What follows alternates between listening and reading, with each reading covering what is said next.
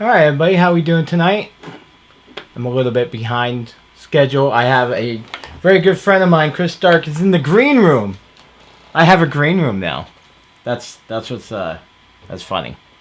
So I hope everybody had a great summer so far.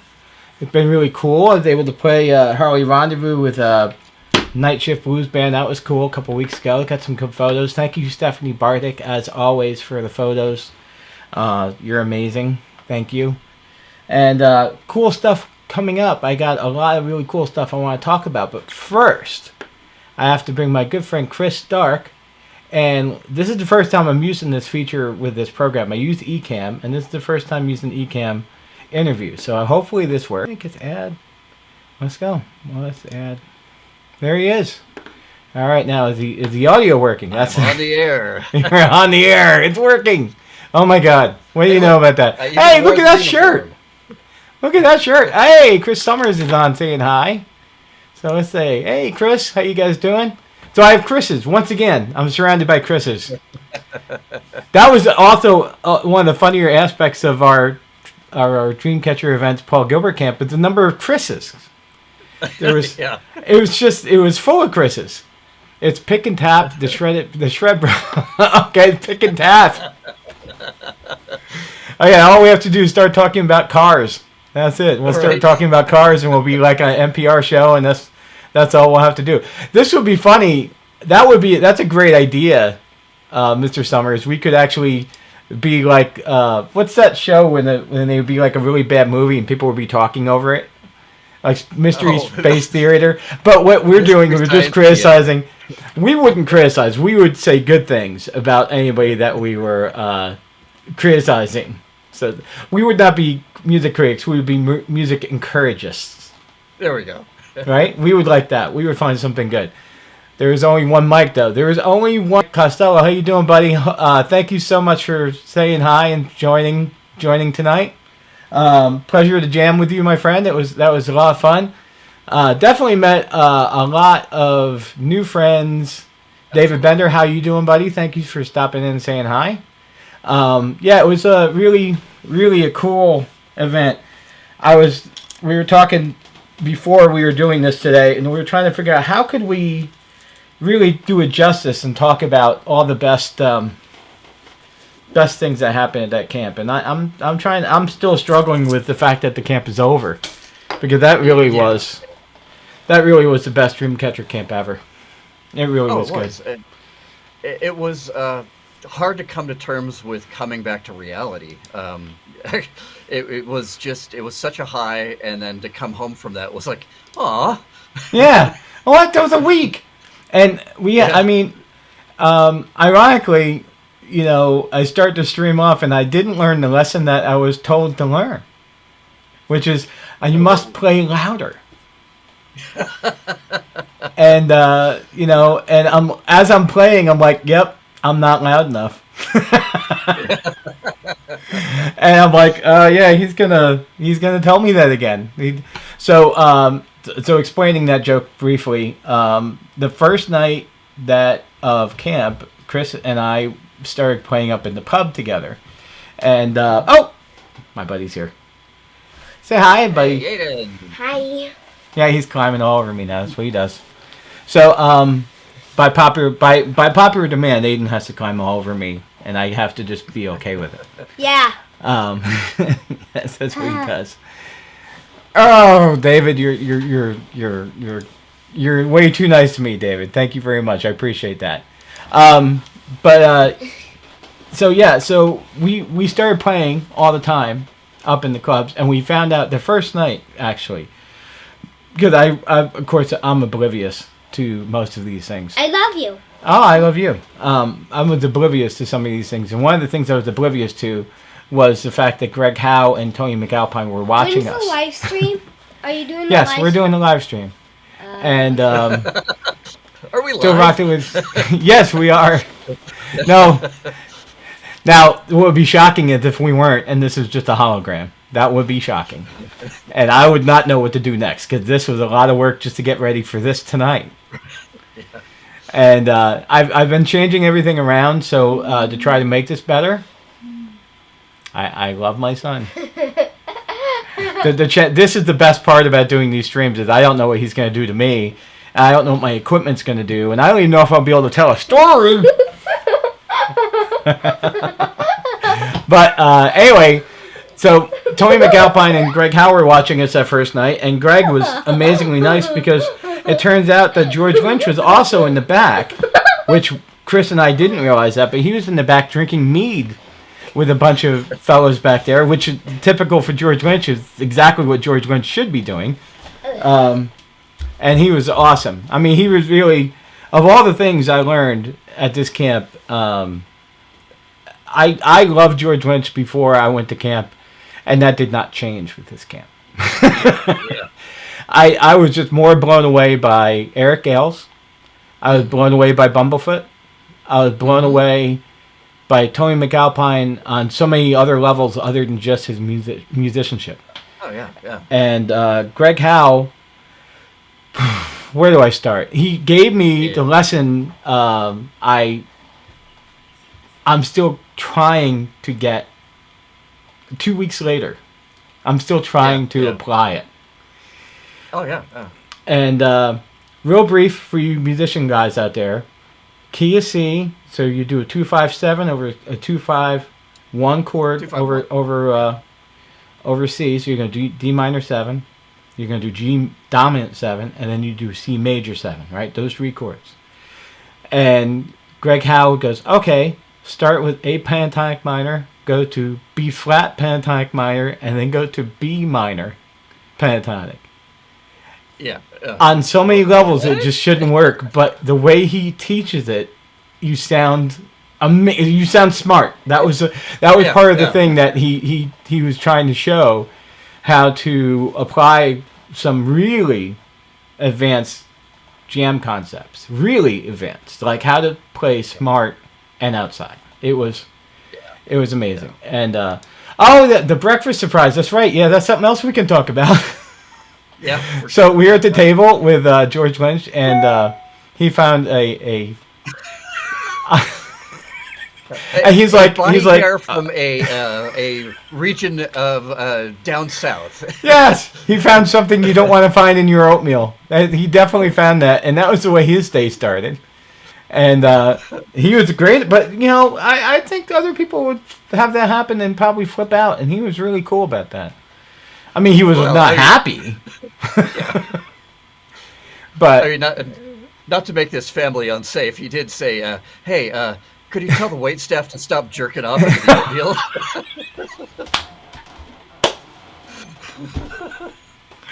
Oh man, Greg is the goat. Also, yeah, no kidding, Mike. Oh, yeah, he was. Yeah, he was just unbelievable.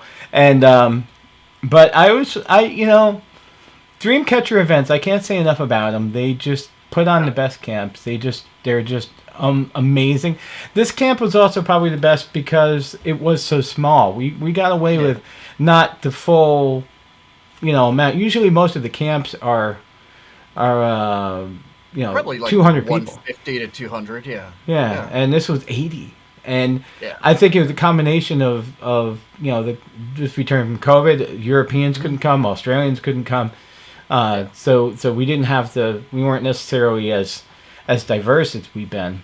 But oh my goodness, it was unbelievable. Yeah. Well, what was really cool, and not that I've ever been to a Dreamcatcher camp where any of the headliners were like, I'm not so sure about that one. This one was definitely one where every single one of the headliners, including the guest Mike Varney, it was an absolute joy to learn something from all of them, because all of them had something amazing to offer. And I mean, like you said with the Greg Howe lesson, here we are a couple weeks later, and we're still processing all of these things that we picked up. And some of these encounters were not these extended hours long type of encounters. Some of them were as short as an hour, and yet it's so much knowledge imparted on us that we're still like, wow, I can't believe I was exposed to that, and I can't believe that's the first time I've heard some of this stuff. I mean, you and I'm sure both of us, being of a similar age, we've been playing guitar upwards of 30 approaching 40 years, to have new information at this point in our guitar playing is pretty unique. And there we are. I mean, it Right. was... And very humorously, if you're doing it for any other reason other than that you love guitar, that makes these camps even better. Yeah.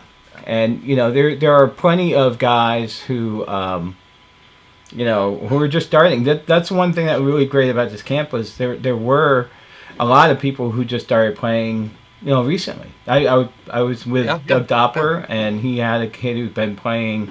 I said kid, he's 18, but he'd only been playing for like 2 years. Yeah. And it was fascinating how good he was. Mm-hmm. Mm-hmm. I wasn't that good after 2 years of playing. Mm-hmm. No, I was awful. I was legitimately awful. But that's the thing. You learn at the time that you're in, and you do the best you can with what you got. And it was just, again, that's what makes these camps awesome. Oh, hey, what's up, Ramiro? How you doing, my friend? Thank you for stopping and saying hey. That's one thing I love about eCamp. I love the ability to just see the comments, and I can put them into the thing. Yeah, I get to see them too. It's kind of cool. Yeah.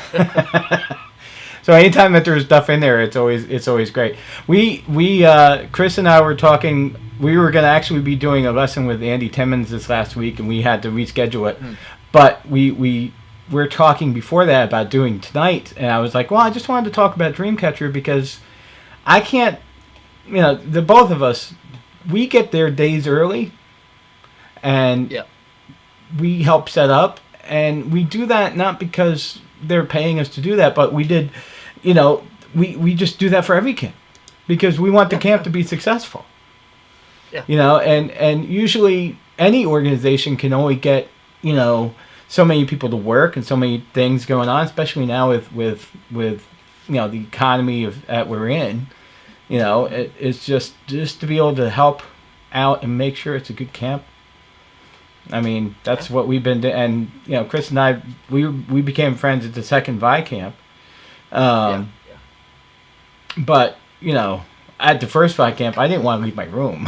So that says a lot about where I was at that first camp. But by that second camp, I was like, yeah, man, this is just an amazing organization. So anyone ever watching this video in the future, please go to a Dreamcatcher Events camp, even if it's not like a big camp. It might be something small. I think they have Robert Fripp coming into Long Island Gen Cove Mansion again. That's going to be next month. They have a lot of Andy McKee, I think, is going on right now. Right now, as we speak, yeah. And it's just, I love Mike. Thanks, bud. I can't really bleep that out, so maybe YouTube's gonna be mad at me for non-kid. Well, I'm not a kid show anyway, so F it. But anyway, yeah, it's just we can't talk about it enough because it was just that kind of a camp. We, the Greg Howe lesson that I just briefly talked about was only one thing on one day. Paul Gilbert was incredible, as he always is. This is the first time that out of any camp I've ever gone to that I didn't record everything because I was just enjoying myself in the time and the moment, and I feel like I absorbed more because I wasn't recording as much. But right now I'm kicking myself because I would love to listen to his version of Rocky again. I'd love to listen to Eric Gale's again.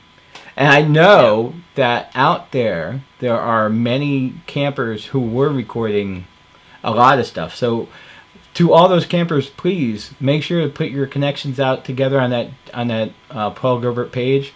And I'd love, if anybody has the Rocky performance, I'd love to just tear through that again because he was on fire for that. It sounded so good.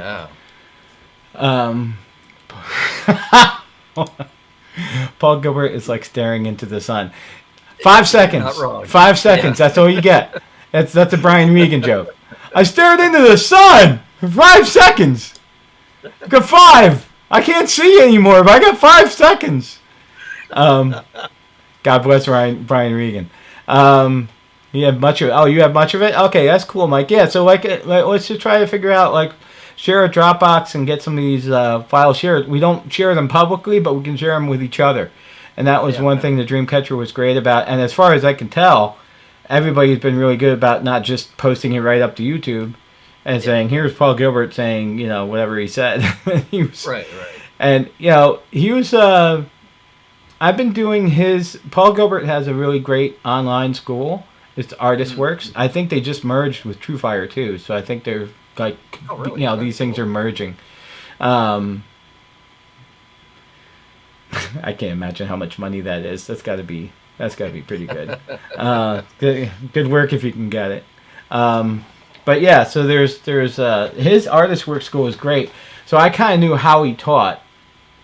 But how he taught us in those each hour, almost hour and a half each day, it almost felt like the first one he couldn't wait to do, and then the second one he was a little not sure if he really had enough stuff, and then somebody reminded him, hey, you're Paul Gilbert. So the third one, he had some Phrygian thing that he did, which you know, if for those fans out there, there's a Phrygian dominant jam track that he did years ago. I'm talking a long time ago, and John Paul just signed up for it.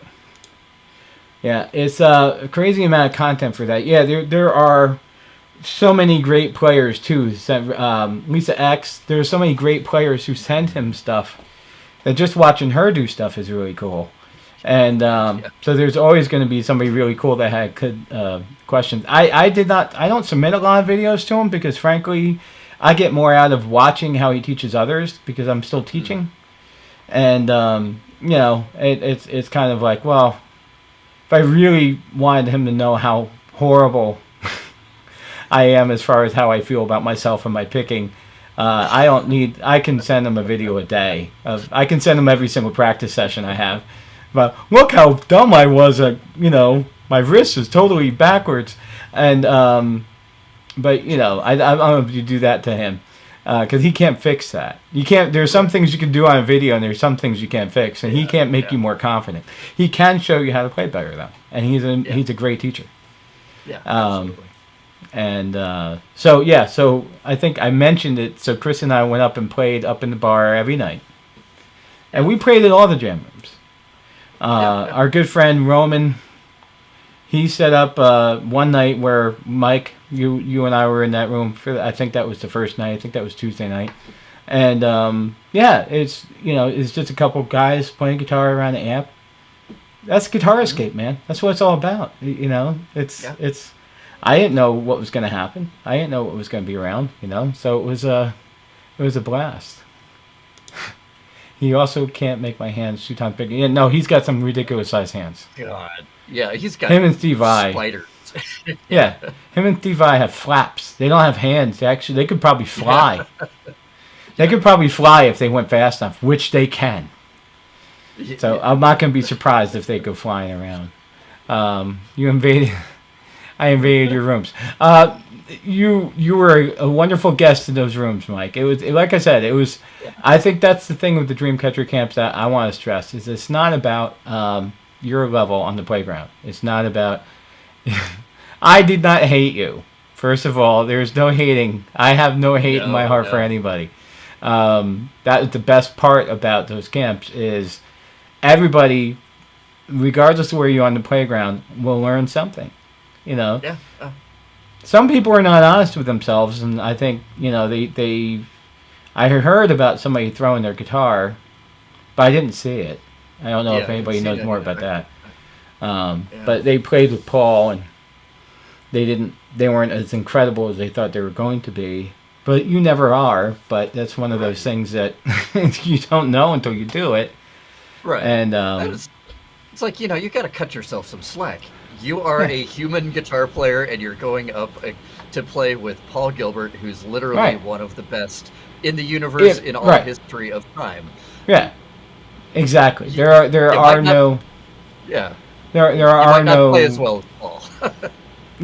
Welcome to the reality. There's no one who can play as well as Paul at playing Paul, but Paul can't play like you, and that's the best. Exactly. That's the reason why Dreamcatcher is amazing because they really cultivate an environment for you to be comfortable within your own skin.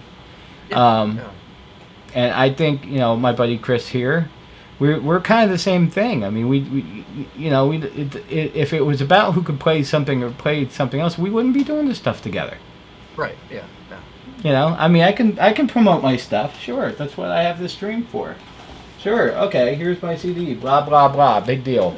Chris has a CD. It's called Electric Sky. We played on it. And the next CD I'm going to come out with. There you go. The next CD that I'm coming out with is I blocked Chris though. I didn't have his camera up. Go just show your CD again. Over. Oh, there you go. There you go. Shameless self-promotion. That's what. Yeah, but that's why we do this stuff. Anybody watching, we are doing this stuff for fun. We are doing this stuff for fun. But that's the thing. That's the other thing too. It's if you're not doing this, if you're doing this to be famous, then start learning how to rap. That's all I can say. Well, yeah. Well, and I mean, good. Best of luck to you. But I don't think that's going to bring you happiness. Exactly. That's something we get from the Vi camps. Vi is really about making sure you learn how to be happy yourself. Just look at that. These things are meant to be a source of joy, and it's not anything about the guitar itself. It's just, it's the vibrations that you put into it and the vibrations you get out of it. Right. It's the attitude and the joy of this, just the synergy of pulling that music out of the ether and making it into something real. And that should be enough. And it is enough for me.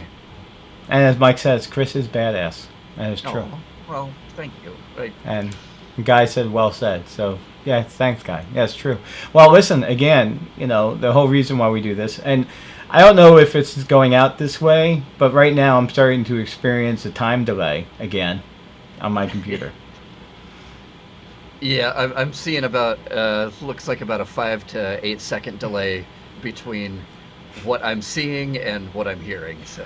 But Chris is fine, and he's in Hawaii. So, honey, we're got to move to Hawaii once again. There you go. That's it. It's all about being in Hawaii. There's literally only one solution. That's it. That's the only solution I know. So, but anyway, with the other parts of the camp, the Glen Cove Mansion was clearly happy to have us. Yeah. And it was Chris Jenner. Yeah, we basically, a lot of people played on Electric Sky, and it was it was up for a major award, so we were all up for a major award, and so that was also amazing. Very humbling, I mean, that was the whole vision of the album from the get-go. I mean, not to go too far off into the weeds on this album, because we're here to talk about the camp, but these camps are what made this possible, because out of the 12 guests that I had on this album, 9 of them were Dreamcatcher alumni. The other 3 just happened to be friends that live near me here in Hawaii. So, every single person that's on here has a connection to the music that I do that is fostered and, encouraged by going to these camps, and the friendships and lifelong friendships that I've made through these camps. I mean, Chris Summers there in the comment, I love having that friendship. We were at the first camp that I ever went to. Chris was there. We didn't meet there, but we met subsequently. And, the first Vi camp I went to, I met Tom. We've been friends ever since. Right. It's awesome. It's totally awesome. Let's see.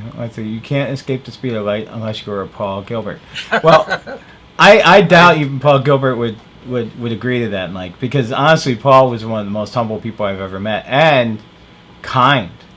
I mean, these guys have every excuse in the world to go ahead and be, jerks. They're not, though. They're totally. Wait, this is funny. Hold on a second. What about me? I want to ruin your album. The thing is, not to disparage anybody that's on the album, but there is a wide variety of skill levels that represented by the people that came and joined me. Not everybody is a just crazy Yngwie shredder, right? But the thing about this album, even true for me, is we all made each other play better, and it wasn't a competition. It wasn't any sort of pissing match or anything like that. It was, somebody would throw something out there, and everybody else who was participating in the project was like, "Oh, wow, that's awesome!"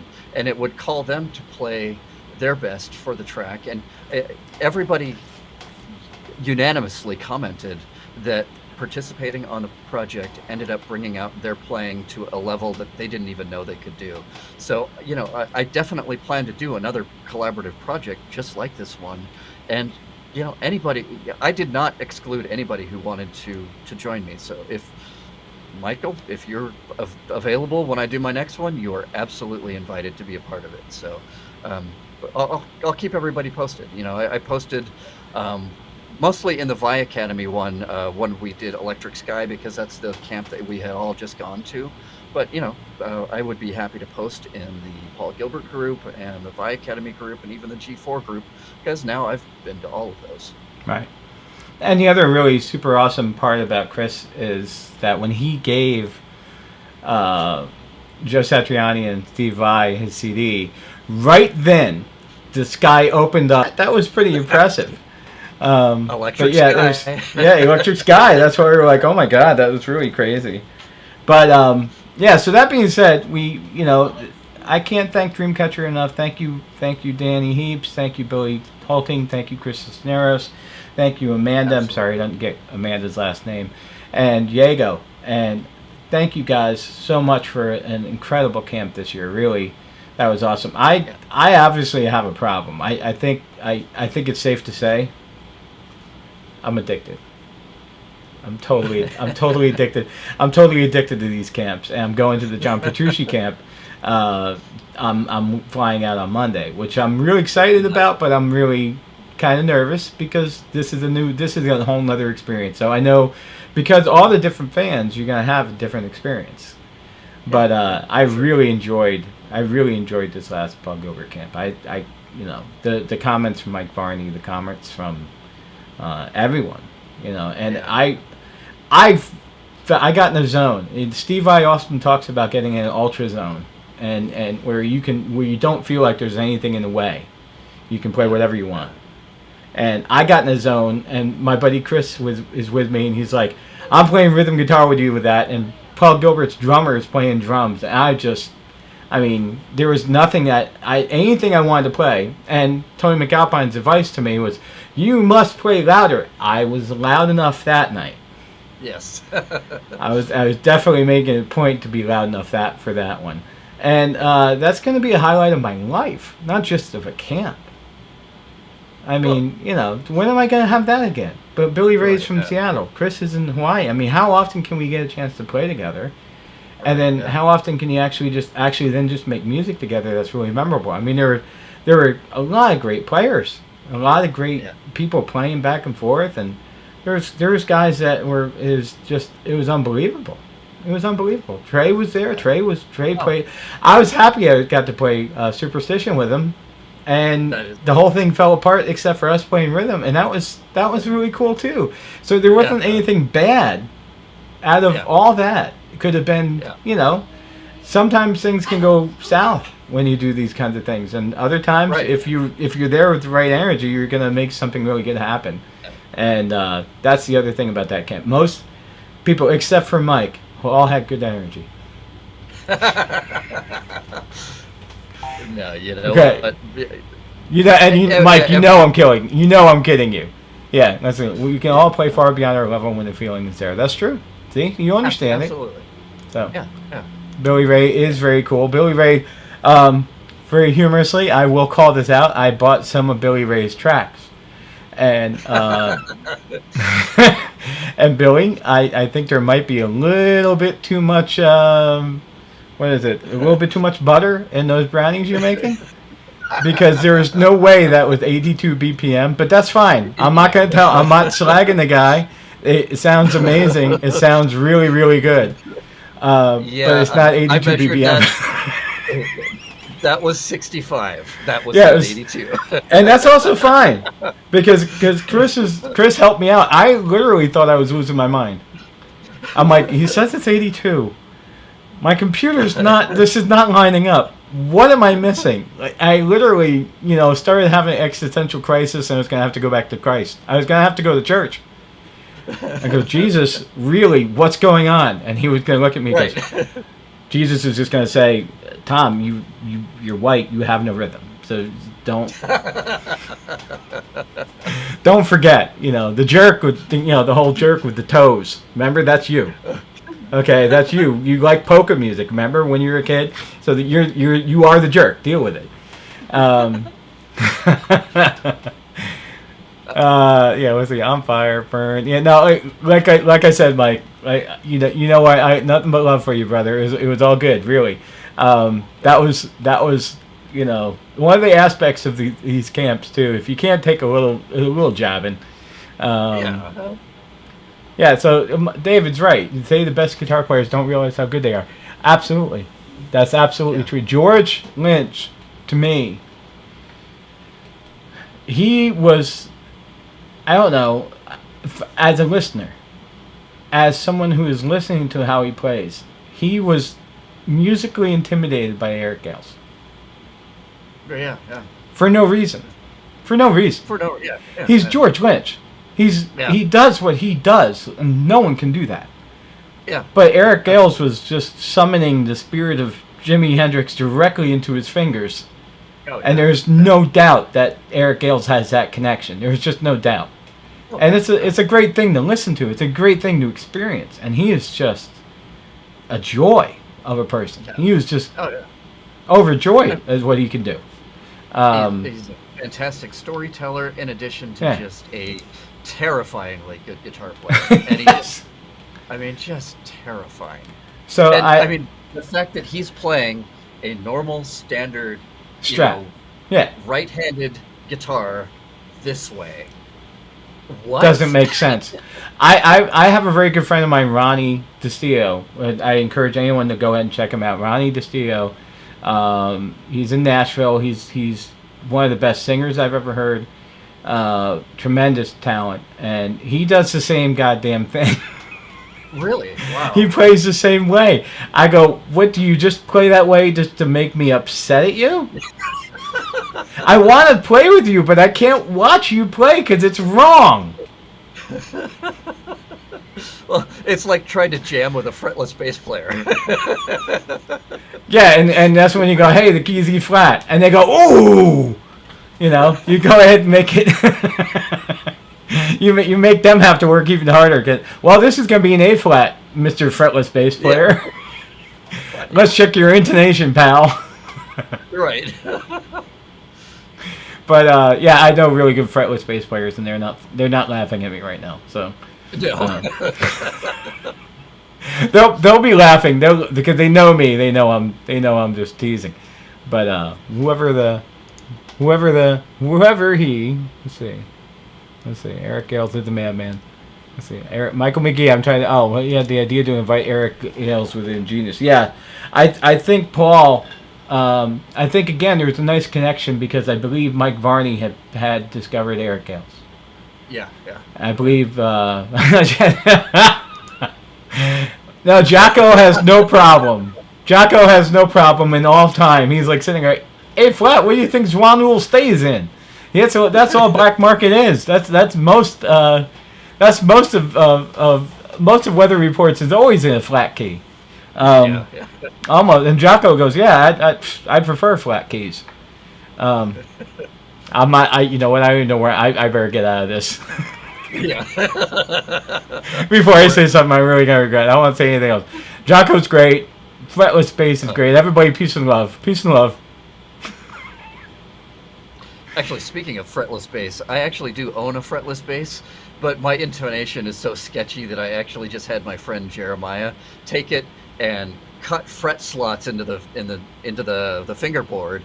Oh, nice. Fill them in and not do actual frets, just the lines. Just so the lines are there. So that's great.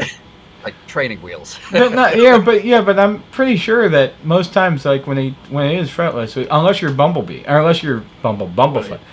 There, I couldn't see anything on that fret, but there is probably on the side. Yeah, that's why I did that years ago with my performance on purpose. I did that to keep myself from getting in patterns. Yeah, because I was convinced that if I learned patterns, I was going to start repeating myself. Yeah. And that didn't change that problem. I still repeat myself. Let's say I've seen George play numerous times, and he's a guitar player that listens to other players and compliments their playing and says, "I'm going to steal that lick." No kidding. That's George. But when George steals your lick, it doesn't sound like your lick anymore. It sounds like George came up with something new. That's because that's how George is. He's so good. Yeah. He was playing this guitar that he told us in one of the classes. I was like, "You make your own guitar," so I was just kind of curious why he was playing the Les Paul all week. It looked like a beautiful Les Paul, but I was just, the guy has his own, Mr. Scary guitars. Check them out; they're gorgeous. They, if you have the money for it, it's going to be totally worth buying because, as far as investments go, I can't think of a better investment. You want to see that $5,000 guitar turning into $15,000 in about 20 years. That's going to be bigger investment. That's a bigger investment back than you're going to get on stocks. So it's totally worth it if you have the upfront. Who's the only guy I can think of that's done more interesting music after 50 than he did when he was young? Yeah, George is, again, I think that was the reason why he was. That was the I'm going to laugh. Wait a minute. I see another mic that was there. Yeah, there's another mic. That's right. See, you're right. It's not just all Chris's. There are multiple mics. Multiple mics and multiple Chris's. But I think the Chris's have it because I really, just you're already starting with Cisneros. So you're already having a Chris right there who's part of the Dreamcatcher. Who, by the way, is just, again, proves why he's part of Dreamcatcher because there's no one with a more positive vibe. And he just oozes. He oozes awesomeness. Well, I mean, he's got the chops to match his soul. He's an amazing person and an equally amazing guitar player. So. Yeah, that was the one thing Lynch told me. It's all just patterns, and that was me. Well, I asked Matt. So basically, Michael, that's what to fill in what I was saying was that. At the time, I was going to GIT, so it was every day you're getting your ass handed to you musically. So I was just trying to make sure that I was avoiding certain things that I noticed about myself, which is I had default keys. I had default key of C, default key of E minor, and if it was in a weird key, I was struggling. So I erased the fretboard by not having a visual reference and forced my ear to know where I am, and that was that was smart of me, and yet at the time it was definitely a crazy move to do because every day was Russ Parrish with okay Tom, here we are, we're gonna play Jailbreak by Thin Lizzy, and I'm like all right, I've never played this song before, so if it wasn't for a reference to get your ear, and then I don't have the fretboard as my reference, so then I actually really had to force myself to learn differently. So that's what that's what you do. That's what anybody should do. If you honestly listen to what you're doing, you honestly listen to what you're playing, and you critically evaluate yourself not right then, but like say you have a gig on Friday, you listen back to it on Sunday. And then you listen to it on Sunday, like, this is, you're not listening to you're listening to it as a music person. Right. Try to remove yourself from it. And then, 6 months later, go back. Right. Have I gotten any better? It's hard. Right. And that's part of your practice routine. But I mean, you do have to learn to be almost, clinical with yourself and, take the emotion and the gut instinct to cringe at your own playing, take that away and just clinically and as objectively as possible listen to, okay, here's point A and here's point B. Was there an improvement? If there wasn't, what do I need to do to make there an improvement to get from point B to point C in the future? One thing and I say this with humble, very humbled by this. My buddy Chris here has a methodology of writing beautiful music and producing. But as a producer, I mean, I make no excuses for work ethic and anything else like that. We did what you and I did last year during the pandemic with all the videos, and we kind of learned how we each work a little bit, like how some things are compatible and some things aren't. It's Final Cut Pro versus Premiere. It's what you get used to doing and what works for you and how things go. And it was the best year for that, to do that when we learned it. And but that being said, now we're going to be coming up to 2022 already. I mean, we're halfway into 2021. And and so time is on high speed. And so basically, but I mean that from the bottom of my heart, that Chris has, as a producer, runs circles around any process that I've ever thought of trying to do. And the thing is, everybody has a process. Everybody has a way of doing things. What Dreamcatcher does provides you license into the people who are successful at how their processes work for them. And if you go to these camps and you prepare and you thought about what you really like about somebody, what is it that sets them apart? Yes. You get that chance to ask them, and they 9 times out of 10 they'll take they respect that you have them a good question. Yeah. It wasn't about who they were dating in Pop Magazine. Oh, right. What's your favorite color? George Lynch, what's your favorite color? Black. Right. Or, George, you play guitar. That's nice. How do you like it? I mean, George, he would poke your eye out if you talked to him like that. He would poke your eye out, and you would deserve that. Right. But no, he wouldn't do that. He's legitimately where he is because of how he is. He's just amazing, and he just no one like him. Yeah. Well, I mean, I think touching back on what you had originally talked about or early on in our conversation was how this was a more intimate and smaller camp.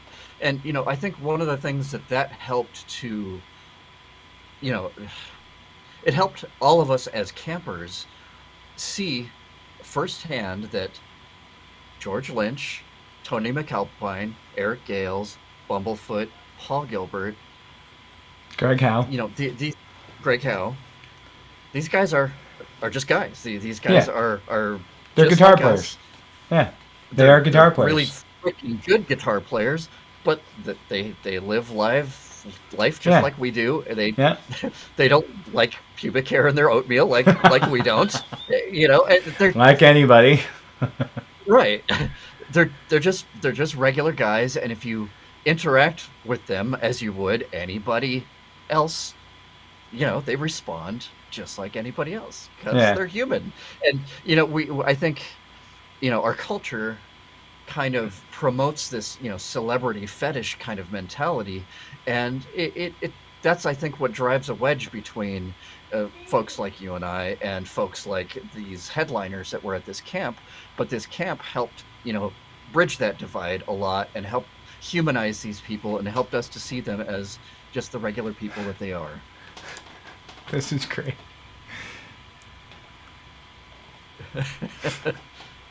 That comment is awesome.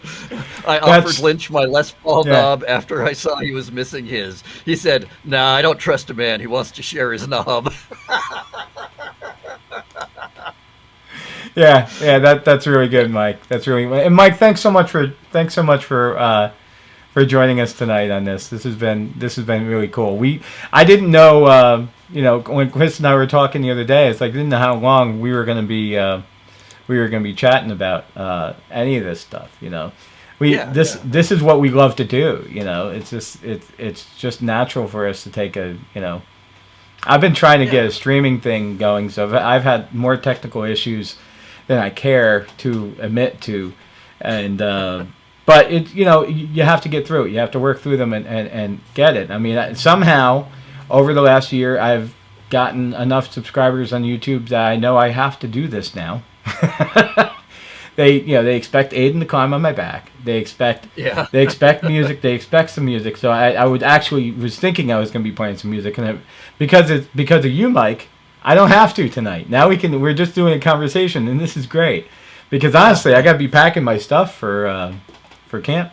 So I'm just, I'd rather not actually have to worry about my settings on my Fractal. I have a big studio session tomorrow, and so I have to get my stuff, all my gear over there for that, and then I have to spend Sunday with my son and make sure I'm doing the good dad stuff, because then I'm gone for a week, And as much as I love, let's see, oh my God. David Bender says, I've seen Tommy Emmanuel play with George Lynch. Total contrast, but awesome. I can just imagine. That must have been awesome, yeah. I bet George absolutely loved that because he feeds off of this stuff. He just, the guy looks legitimately like a wizard. I think he belongs in Game of... He's the guitar Gandalf. Yeah. He really is. He just there's all these guys doing all these great stuff, and and honestly, I think on a bigger picture, Paul Gilbert's trying to get away from being known as the fastest gun in the West. Yeah. He doesn't want to do that anymore. He cares about making really good music. Yeah. And he's doing the guy can play whatever he wants, and what he chooses to play is more in Brian May and layering and chords and arrangement and obviously a fellow Beatle nut, and I was always a Beatle nut, but I didn't really know where that would lead me other than that it really helped my ear.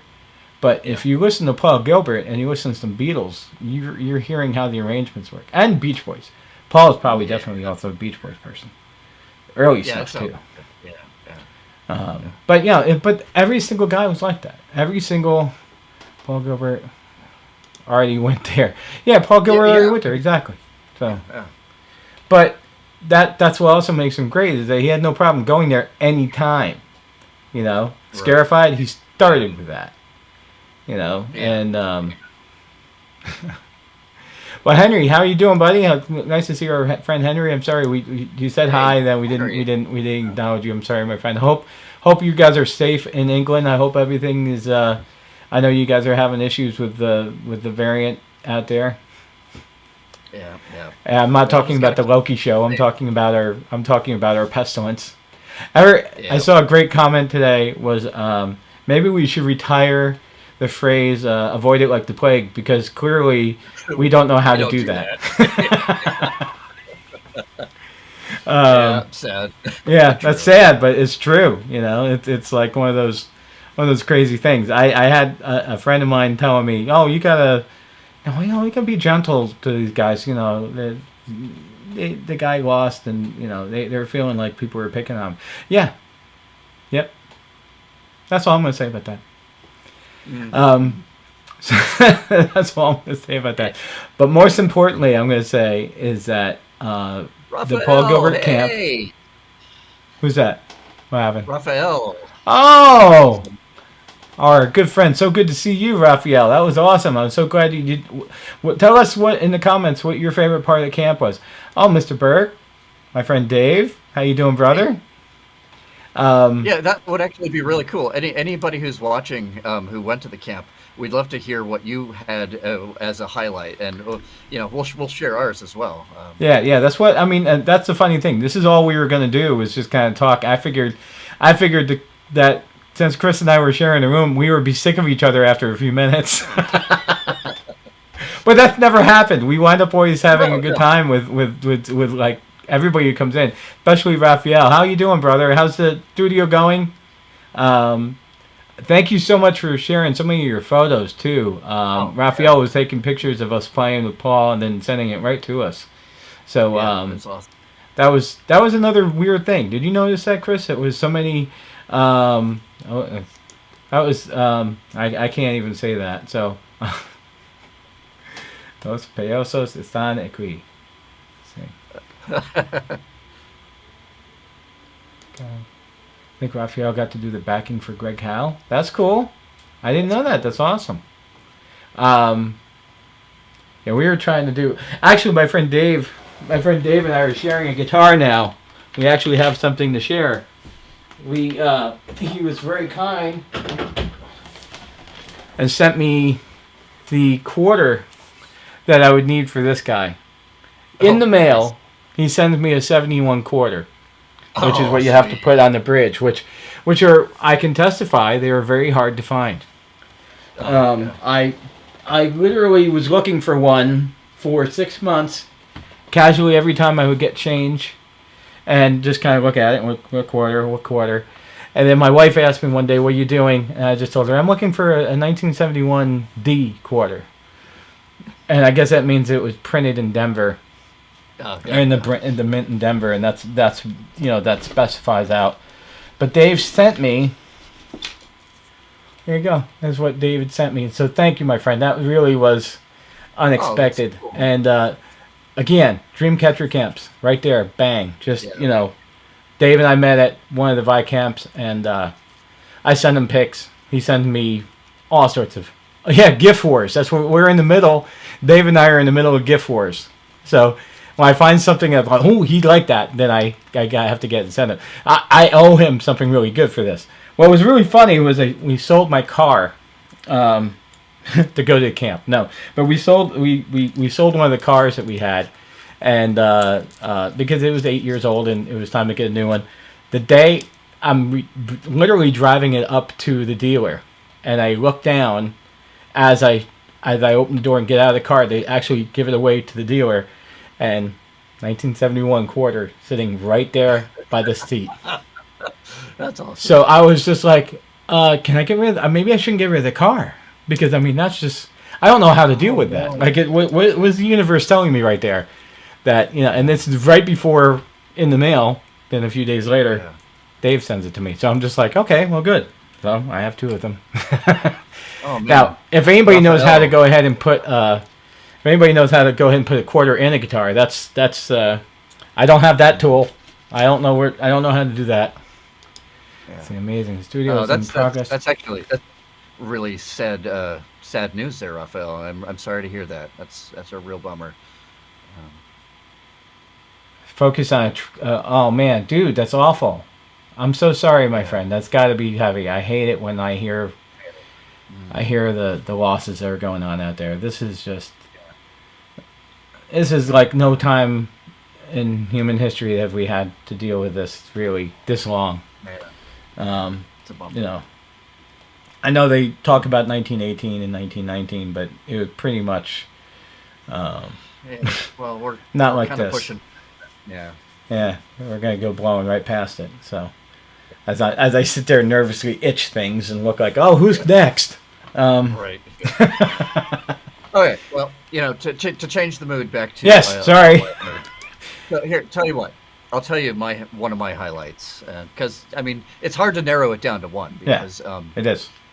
I mean literally on a daily basis we were having highlights more than once. I mean there were just Constant. whether it was just the conversations in the hall with the headliners or just hangs with the campers or whatever it was. There was amazing things, but really for me, the pinnacle had to have been the session with Mike Varney listening and critiquing our song submissions. And I know you were there, Tom, because you had an awesome submission.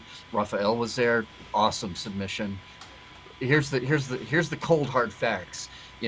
15 songs were submitted, and not a single one of them was even slightly cringeworthy. I mean, these were No. every single one of them was a song that I would listen to because they were all that good. And when my song came on, they were played anonymously in front of Mike Varney, who, for those of you who don't know, he was the president and owner of Shrapnel Records, which gave rise to basically the shred guitar movement in the 80s. But Mike Varney was there, and he graciously agreed to listen to submissions. And when my song played, it was one of the first songs that Billy actually allowed to play all the way through. So thank you, Billy, for that. But after it played, Mike said, I think that's my favorite instrumental track so far today. And I mean that as a songwriter and as a musician, that's just mind blowing. I mean, Yeah. I can die now. Yeah. Mike Varney said I was okay. That's awesome, Raphael. I'm gonna be bold. I wanted Chris to be able to tell his story. I'm gonna say I was really nervous and surprisingly giddy as he turns and Mike goes, back in the day, when exactly he said something, back in the day I would have to go through 200 or 300 submissions to get something that good. Just one single track that was of the quality that, all of them had. And he goes, submitted. "You like Greg Howe, huh?" I was like, "Yeah, yeah, I think it's obviously like Greg Howe," but that was the that was the level of. I mean, there's never been camps. The Dreamcatcher camps have been all over the place in terms of all over the locations and all the different kinds of guests and players, but that. Man, I mean, I don't know. Billy, Danny, if you're listening, I mean it. Talk to Tommy Mottola. Have one of those guys each time. Get a manager in there, because we're big boys. The thing is, the for the guys who are just starting, they're not going to submit. They know. Right? Yeah, they know. Out of 80 people there were 15 submissions. That seems about the right kind of pyramid that would happen. In my head, when I was a kid, I always figured that was exactly what it was the reality. There are 10,000 guitar players. Let's just do simple math. There's 10,000 guitar players. There's 5,000 that are have a voice in the instrument. That's the fair way to say that. And then there's maybe 100 jobs, and then there's the pinnacle. So then there's Eddie Van Halen. There's that the music industry determined that we're amazing, but not only just the music industry, that people determine amazing. The internet has leveled the field, so anybody can start getting fans, and anybody can start doing. There are what is it called, Instagram guitar heroes that are just ridiculous. Oh God. But it doesn't necessarily mean that they're going to be pushing guitar like Eddie did, or that other kind of aspect. There's a facet of this. There's a facet of it. Michael Costello. What did he say? I can't even get 5 likes on Facebook. Well, it starts, buddy. That's all I can say. It starts. It's. And Facebook is not where it was a few years ago, so it's probably a good thing you can't get likes on Facebook. But there's other things. There's going to be other things. Going to be not going to bother Mike. Well, you're great, buddy. But so there's. I got a video of that moment. Let's see. I did get a video of that moment. I do have it. Raphael shared that video with me, and I do have it. And I'm terrible. It's been 2 weeks, and I still have not gotten through all my videos and photos and everything. Oh, yeah. I've just, you get back, and life kind of gets back to normal, and there's a tidal wave of stuff waiting for you. So I need to get through that stuff, and I definitely want to share a lot of that stuff, because it was magical. And, some of it I might not share, because some of it is just, it is very personal, and, yeah. But I would also add one other really, really cool thing that happened in that session was Tom. I'm butchering his last name. I have a CD here. I was listening to it. Tom Copito. Tom Copito, yeah, and he was just. I bumped into him a bunch of times. He's not far. Yeah. He's not far from me. He's literally probably an hour away. We're gonna try to do. I reached out. We got to do something. I have a bass player coming tomorrow to play with me who's actually from Springfield, so he's actually further than Tom is. And he's coming all the way in to play. So, so hopefully we're going to do some stuff with Tom, because we met at NAMM and we were going to do stuff. But that was the thing. That's what I'm trying to say. The Dreamcatcher events are not like other camps. They're structured, but they're not. What'd you say, Chris? They're structured, but it's not open, rigid and inflexible. It's there's guides. There's not walls or barriers. There's guides. Right. There's flexibility built in. Yeah. I want to come play. Yeah, Dave. Yeah, I want you to come play. We're gonna anytime you're cruising around, brother, stop in. You're always welcome. You're always gonna be welcome. So now Chris is going to be doing another show in a little while, right, bud? You got a thing you're going to do with Jeremiah? Yeah, in about 2 hours we start setting up, and it's actually the show starts in 4 hours. So here Okay. in Hawaii, that's 7 o'clock. I know on the East Coast, you That'll be guys are all midnight. going to be asleep by then. But No, midnight or 1 o'clock. 4 hours? yeah, Oh, one four o'clock. hours from now. Yeah, yeah. I will do my best. Okay, yeah, I was almost going to cancel tonight, yeah, but it's just because there's so much going on. You know, you work all day, yeah, then you work all week, and then Friday comes and you're like, I'll do a live stream. Sure, that sounded good on Monday, but yeah. So, but yeah, it's been it's been amazing. Dreamcatcher, it's amazing Mojo events. Nothing compares to that. That's right, Raphael. And dude, you're traveling so far to come to these. Again, Raphael, yeah. you're in Colombia, correct? You're not nearby. I shudder to think that it's got to be something in the 12 to 15 hour range of similar to what my buddy Chris here had to do. You did 10, right? 10 hours Yeah, it to was get. about an hour flight. Yeah. Yeah. So it's, that's what's awesome about it. So if I was going to say anything to Danny or Billy, get the Tommy Mottolas, get those managers to come to these camps, and they're going to see the quality of players who come to your camps. And that's going to be something that's going to really make Dreamcatcher last a long time, because you get somebody's going to say, oh, I'm not going to sign Tom because he's a rambling idiot. But Chris,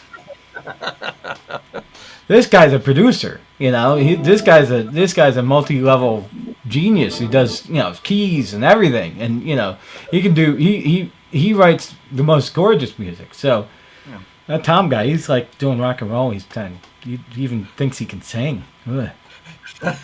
Dude, you have the courage to sing, and I admire that. I still do not.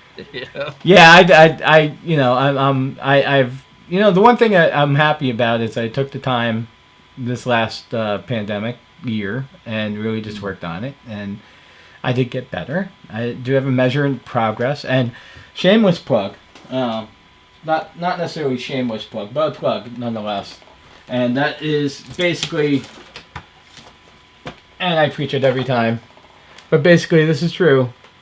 You Yes. need to have a practice routine. What I wrote about my book, and you can get this book on my website, and you can get this everywhere. You can get it on Apple Books. But this was a really cool thing. As an aside, we had one of the Chris's that we met at this camp was from Apple, and he worked on Apple Books. Yeah. And so, yeah, I was hoping to actually pick his brain some more, but that's one of the things. You can't always be able to do everything. There you go. Look at this, Chris.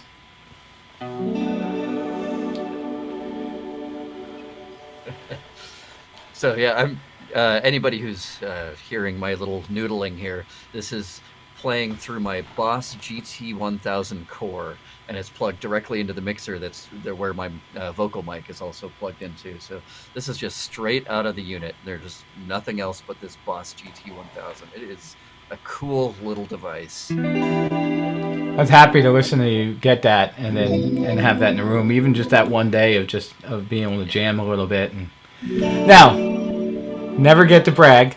This again. George Lynch had my amp for a week, Yes.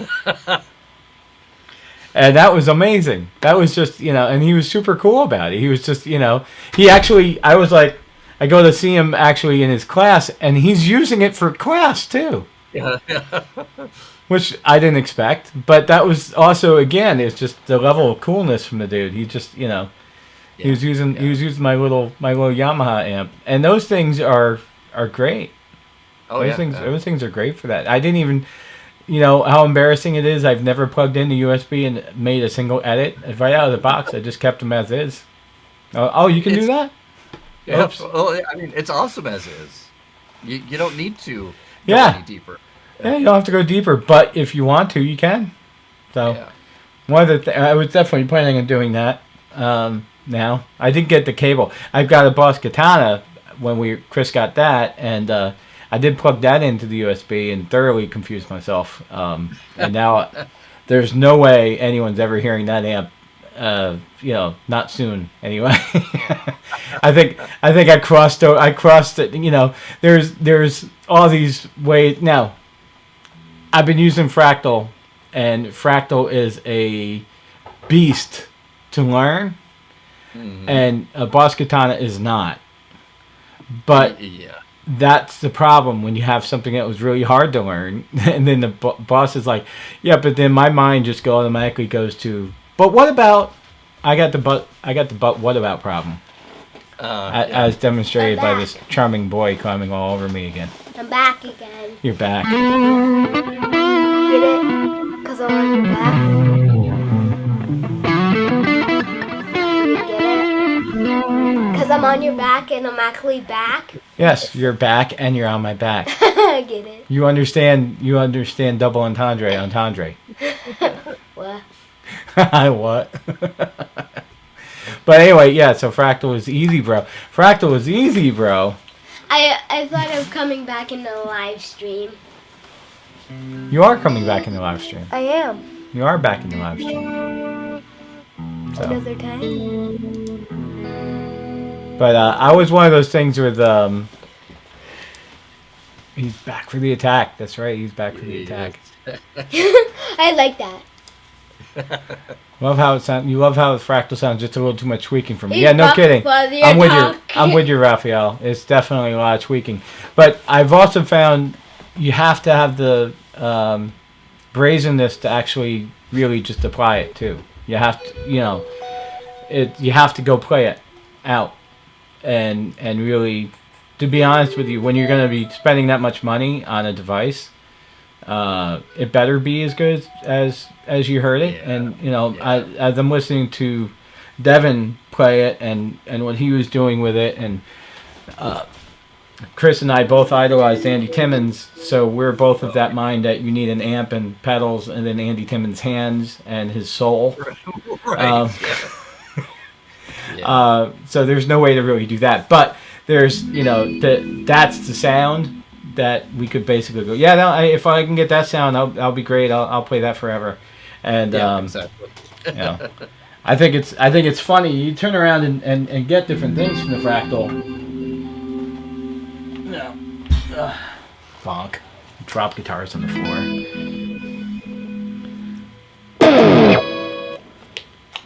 That loud? Was that loud? Yeah. So That's a little loud, but it's all right. Loud is good. No. Oh, yeah. You must be louder. That's what I learned at camp. Not my fault. Not my fault. I must be louder. I must be. Blame Tony Knuckle. Yeah. Listen. Tony said to be louder, so you guys are just gonna have to deal with it. But there was one of the other things I wanted to do that one of these times. Let me know in the comments, anybody. I will happily spend a little bit of time on some of the Fractal stuff, tricks I've learned. There's the Cooper Carter class, which I highly recommend for anybody getting a Fractal to get started with stuff. It's tremendously awesome, but it's also it takes time. All this stuff takes time. This is one I was hoping. So I got called the woman of the group at the camp. And I deserved it because I brought way too much stuff. But one of the things that happened that was one of the things that happened by being called that was it was good for me to be called that, because I genuinely wanted to hear it, and I mean this from the bottom of my heart. I wanted Chris to actually play with it. I wanted you to be able to have it in the room to be able to play. And I had asked Cisneros, can I just take one of the PAs overnight and we'll just no. but that was the cool thing that came out of that was basically that, okay, that's the downfall for a Fractal. It's just there's so much stuff you have to do. It doesn't sound right now I'm going to play something.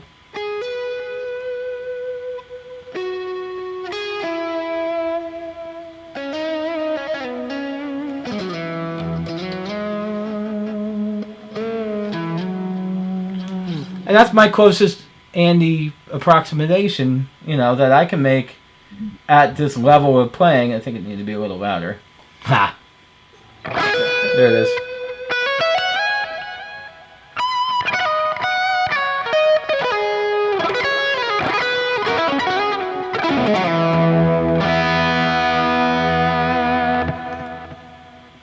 So yeah, you get closer, you get a little bit better with it. Hey, alls, how you guys doing? I feel it's amazing, best thing in relations. Let's see. I feel it's amazing, best thing in 3 to get the Boss GTK and focus now on real gear. Okay. Yeah, real gear, man. I think Chris and I share that. It's just because I have a fractal doesn't mean I'm not. I'm kind of kicking myself for getting rid of the time machine. The timeline. The timeline. Yeah, the Strymon. Because I have a feeling that that's coming back in my life probably by the end of the summer. Because there's going to be different gigs I'm going to have to be doing. And, the Fractal's amazing for me for right now for writing. And it'll be great for recording the next record because I'm going to have a killer guitar tone for the next record. Yeah. And that's what you want. But when you play out... Hey, lads. How's it going, Brenton? But anyway, guys, so this is cool, Chris. This is awesome. We had a lot of comments. Yeah, this is really cool.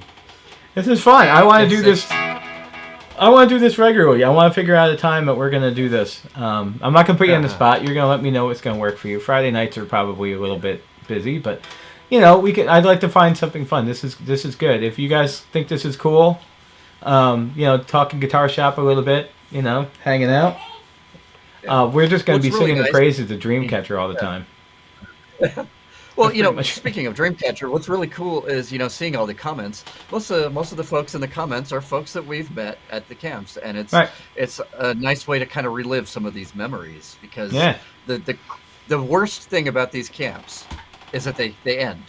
We have to go home at some point and get back to our regular lives, and it's for some of us, a life away from music is more of a reality than others. Some of us get to have a career that is a little bit closer, or some of us are actually doing music as a part-time job in addition to another job. That's cool, but some of us, these Dreamcatcher camps are all we get as our annual or biannual taste of what it's like to live as a musician. So yeah. And then actually be able to see a Fractal. I remember seeing the first ad for a Fractal with Steve Vai. And I'm like, what's that all about? I didn't know anything about dry, wet, dry. Did you? I didn't know anything about some of this stuff. So the level of information you get from that one camp alone on that from Fractal and from learning just that one thing. Just amazing. But yeah, hopefully we can do this again. This is fun. It's funny because there's a delay, and it's completely on my side, which is cool. Cool. I'm glad. I'm only forking over thousands of dollars, Apple and everybody else, for this delay. But cool, no problem. I'll keep doing it. Chris is doing great. Chris has no delay, and he's in Hawaii. So once again, you just have to go to Hawaii. That's that's the answer. It's literally the only solution. You all have to come here to Hawaii.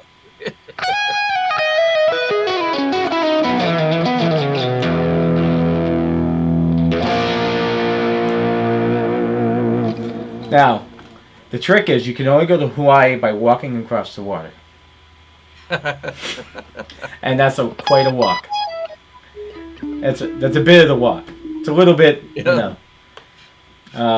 you think going to New York to LA is a long walk. That's still not as far as LA to Honolulu. That's still a quarter of the globe. If the water doesn't get you, the distance will. And there's this thing called Shark Week. Right. Which we live in my household. That's what we live on. We live on Shark Week here. When Shark Week hits, it's all week. Probably a bad idea when we know we're going to vacation and going to go to Cape Cod. And I'm going to be like, "Hey, you going in the water?" Nope. No. There's sharks in there. I'm what you call food. Well, I always remembered it first from Richard Dreyfuss basically saying it. You know, they eat anything, and I was like, Yeah. well, does that make them a predator, or just that? I mean, are you lucky if you get a shark bite, or does it just mean that you were just wrong place, wrong time? Right. Yeah. So then again, there's some music career right there in a nutshell.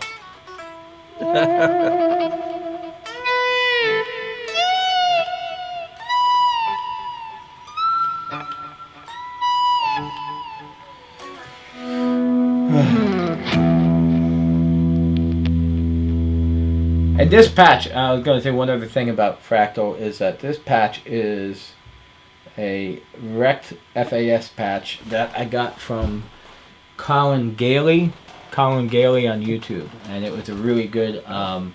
He was basically talking about how to build up certain patches. So this is the one for that.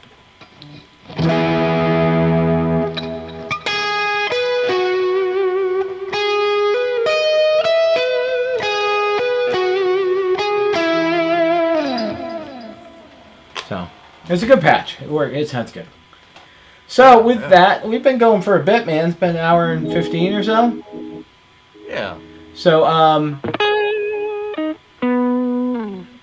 yeah, we gotta play off one of these. You know what? One cool thing would be to do. It's I think Doug always talked about. Doug Doppler is one of the teachers at the Dreamcatcher camps.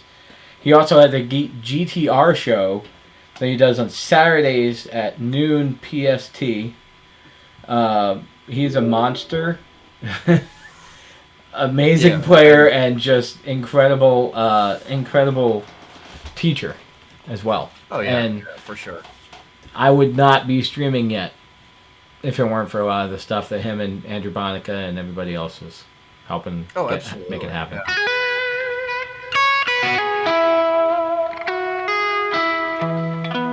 And with that lick right there, I just got a YouTube block. Right. But that's fine. I can't monetize this stream because it needs to go to John Williams. That's fine. John Williams, enjoy the money for this stream.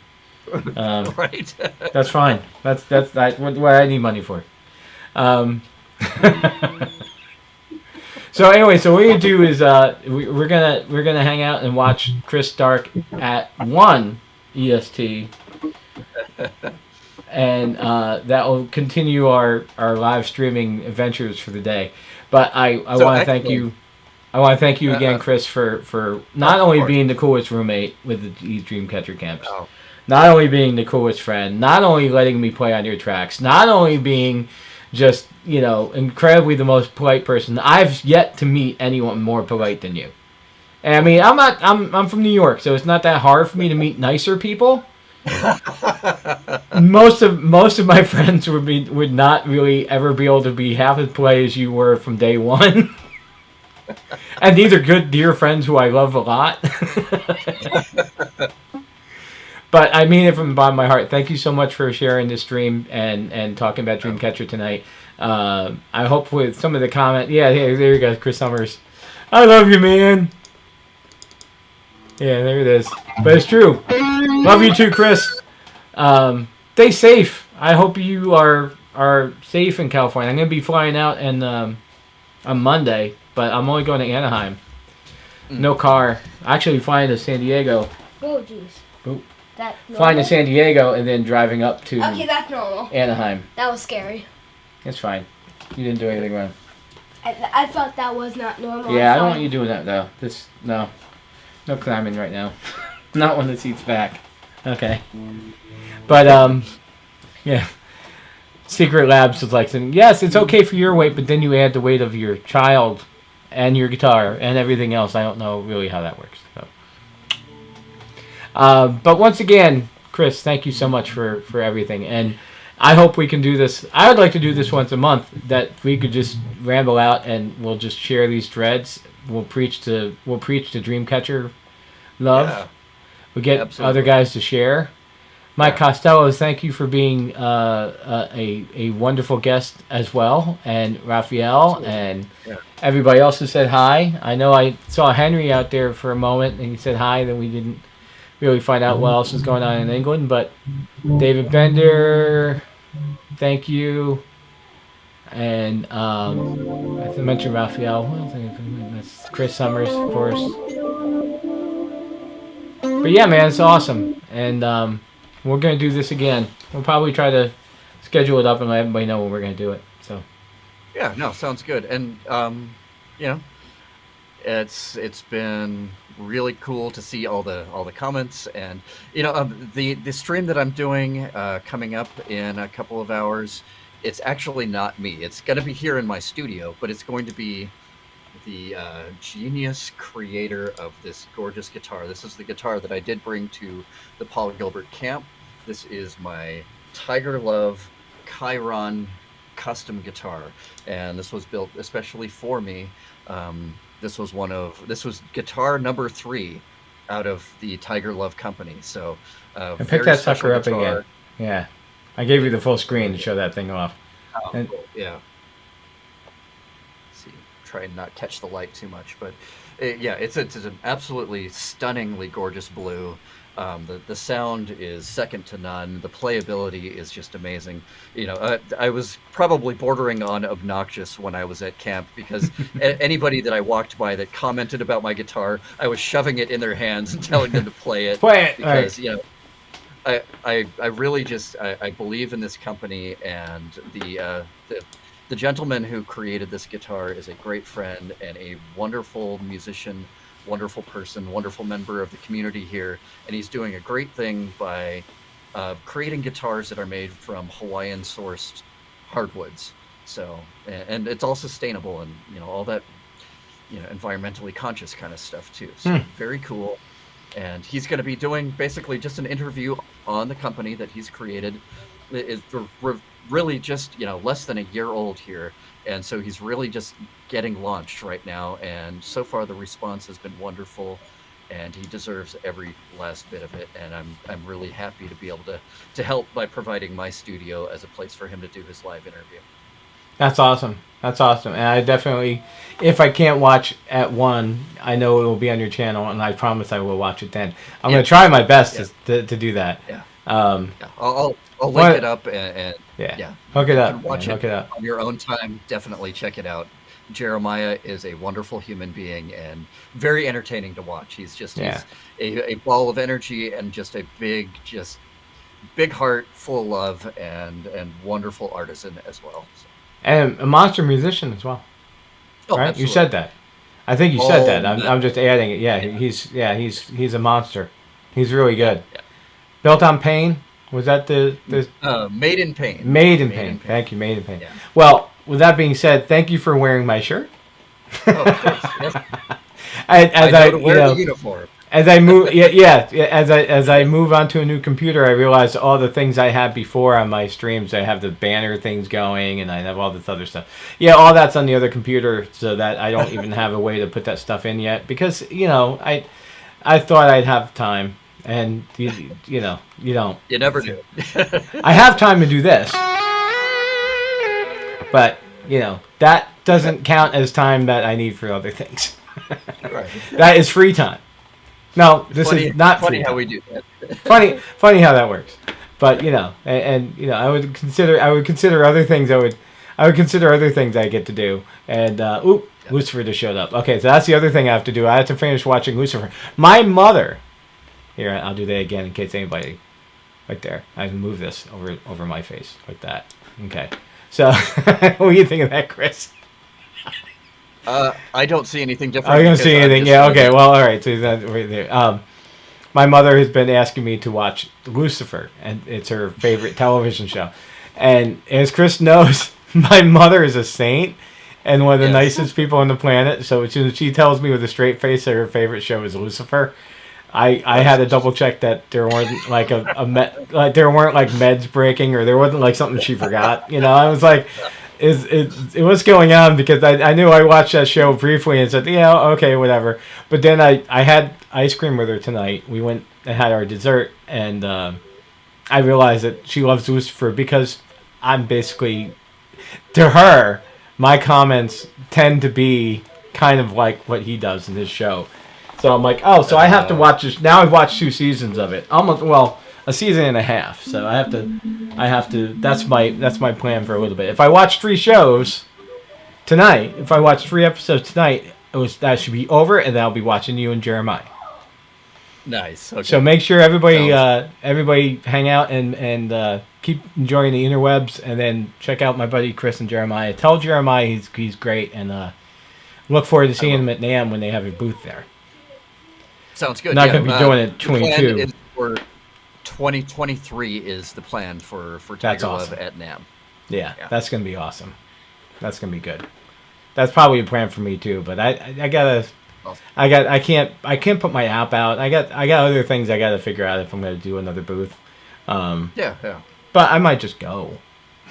Sounds good. Yeah. Just go, because it's friggin', It's fun. It's NAMM. It's awesome. The hang is the best part of it, Yeah. It's a camp without any structure. Exactly. And lots of disease. And spreading pandemics. As Chris Sesteros calls me a week after I get back from NAMM. Did you know that Wuhan Electronics was right next to your booth?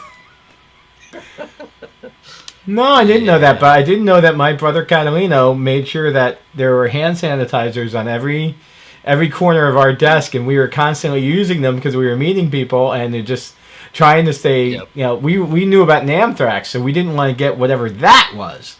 So and when anytime you have 250,000 people doing something, that's a lot of people for public health. But to those 8 people still watching, at least as what Ecamm says, that there's 8 people still here.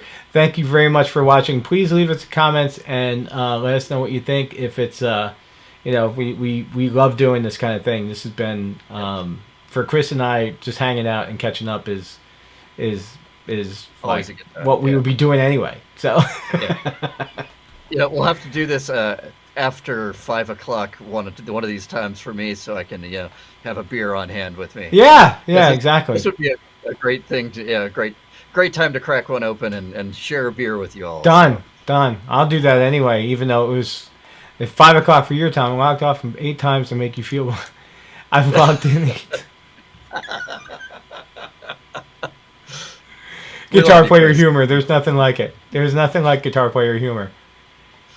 Chris is one of those most amazing. Well, now. Okay, here we go. Chris. So, Chris's are the best. The best of Chris's. My wife says that to me. Which Chris? Yeah. Right? Doesn't get mad. She just goes, "Which Chris?" And it's a constant. Which Chris? Yeah. Which might be a word. Which Chris? Well, just without going too far into the weeds here, where I work, I have a small IT team, and there's 8 of us on the team, and 3 out of 8 of us are named Chris. So how do you guys resolve it? Is it Chris S? Yeah. Stark? You're probably Stark. I'm Stark. Yeah. Yeah, you're Stark. that makes sense. That makes sense. Lord Stark, you would have to. You have the best name out of all of the Chris's, as well as Chris Summers has the best other Chris on this thread. Yeah, I would put him number 1. He's awesome. Oh yeah, no, he's awesome. But both Chris's. Thank you guys very much. I'm gonna end this broadcast now before I really do have to get going. I think it's one of those funniest things. I really does plan on playing guitar tonight, but I'm like, wow, I got really lucky that I didn't have to. Because I'm going to be doing a lot of guitar tomorrow, and I'm looking forward to sharing a lot of this project coming up. We have. I did want to do one last quick thing, and I think I can show this without too much disruption. Let's see. Yeah. Okay. Cool. I wanted to show this one thing. Which is, if you go to the Tom Atkins band, not Yam Atkins, Tom Atkins band, which of course I should have just had this queued up. But if you go to the website, there's a new friendly button. And this is going to be where you're going to be able to get all this extra stuff right here. This is my version of Patreon. All my stuff is going to go on Patreon. Everything's going to be there. But it's just one of those things where I wanted to do it. I wanted to leave it set up so that I can share all the stuff from Cover Band TV, and we're doing all the shows over there. We're going to do a couple streaming shows, but there's going to be behind the scenes of the streaming show. How do we do the streaming shows? Nice. My buddy Kevin Brandow is just a Grammy winner. He's amazing, and he is a sweetheart of a person, and he trusts me. I don't even know if I'm deserving of it. He's so good to me, and so he's giving me free reign of his studio to do multiple projects. My drummer Bobby is coming back. Great, we've been practicing there. But on this website, if you subscribe, you'll also get to hear the songs that we're thinking of recording. You can give us comments on that. I'm going to try to open up the entire writing process. I've never done this before, but I've written about 50 songs in the last. Wow. Yeah, it's not good. It's a problem, Chris. No, You're. It's a problem I have. I can't stop writing, and it's a nice problem in the sense that it's great to start whittling things down. Yeah. But and I've often asked Steve Vai. I also ask other people. I think of them as angry children. These songs I give birth to. It's like a flock of birds. There's the little angry birds in the nest, and they all need to be fed. And they all want to be on a record, and they all want to have the attention, and they're all arguing for Daddy to come give them, a finish. And I've realized that, of all the people who could really benefit from feedback from fans and friends and family, they go, hey, I really like that song. Because here's the thing. At this last camp, Tony McAlpine was very kind to me, and he said that, we're to stay in touch with him.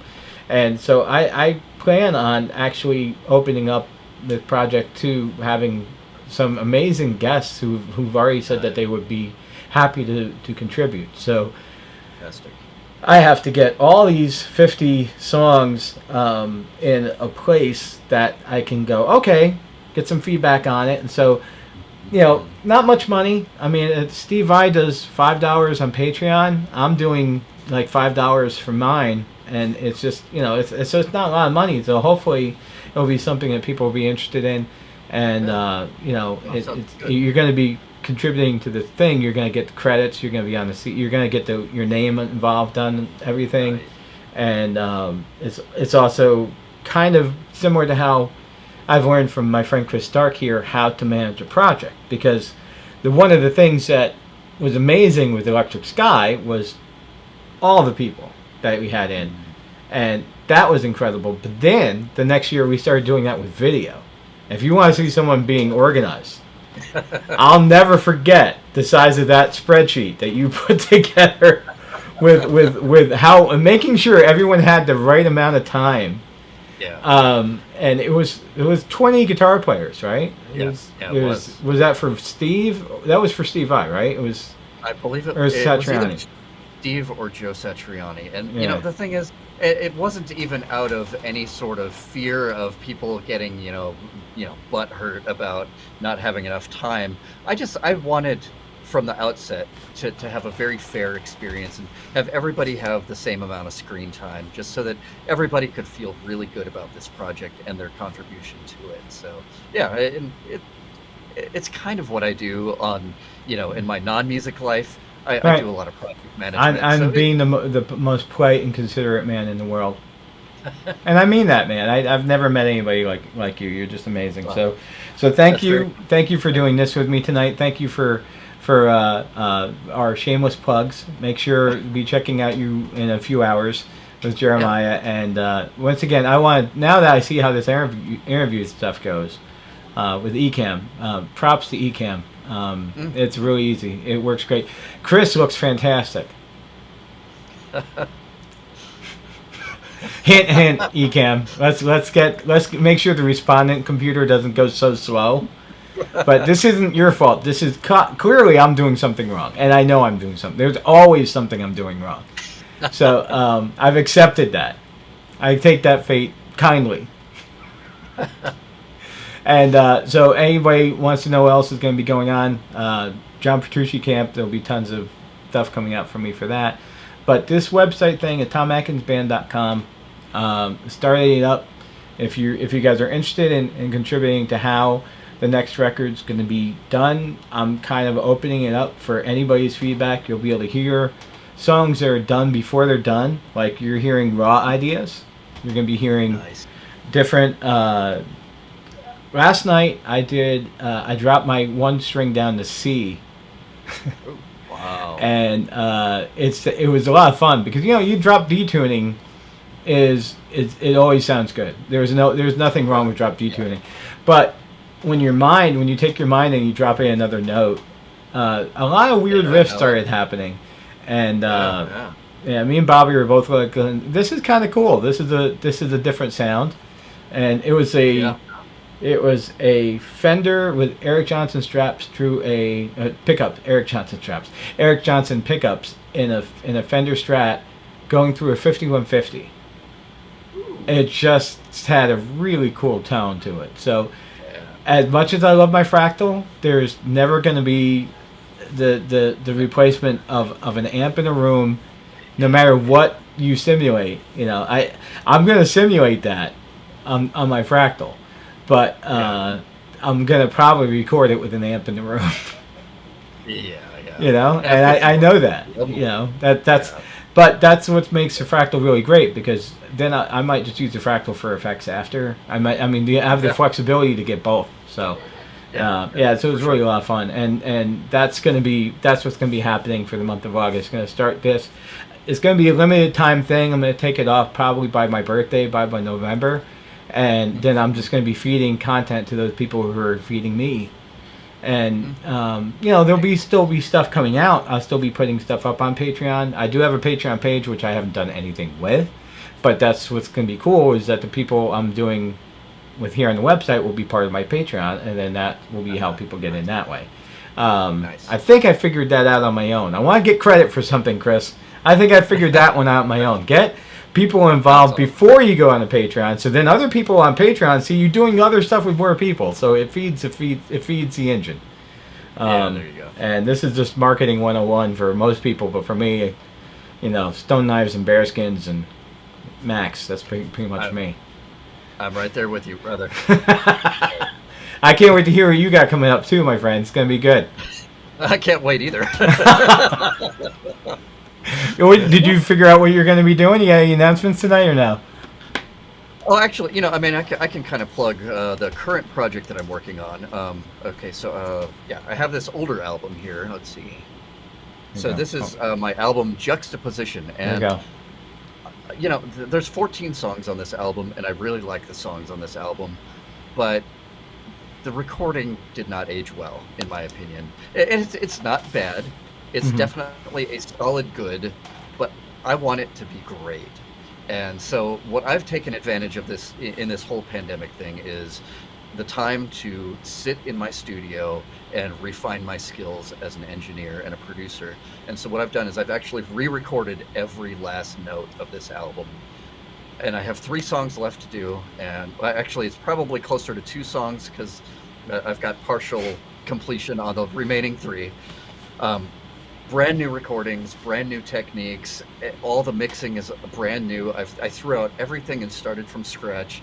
And honestly, not to toot my own horn, but it sounds 10 times better than the original. And so I'm going to release that probably before the end of the year. And the other incentive that I'm adding with that is I'm going to have complete transcriptions of all the guitar parts and bass parts, as well as backing tracks available. That's awesome. Anybody that wants to jam along to the songs the way that I did them, or use them as jam tracks for their own original creations, sky's the limit. So. And you did it in standard tuning, right? Absolutely, yeah. Okay. I'm allergic. Don't I'm be like me. Don't do this. What this guy did, and tune the E flat. And go, I made mixes for everybody. They're tuning the E flat though. They're tuning the E flat, okay? And people were like, "What's E flat mean?" Right. The only exception is I think I have 1 or 2 songs that may be in B because I use the 7th string. Oh, that's nice. But you're still standard though. Still standard tuning. Right. In my case, that would be B flat, and we talked about that an hour ago with the fretless and everything else. So. All right, we are holding people hostage. Yes, we are. Okay. I love you, dude. Thank you so much. I will talk to you all soon. You have a good one. Thank you, guys. Thank you all for being here, and Later. Thank you, Tom, for having me. No, my pleasure is all mine. Later, guys.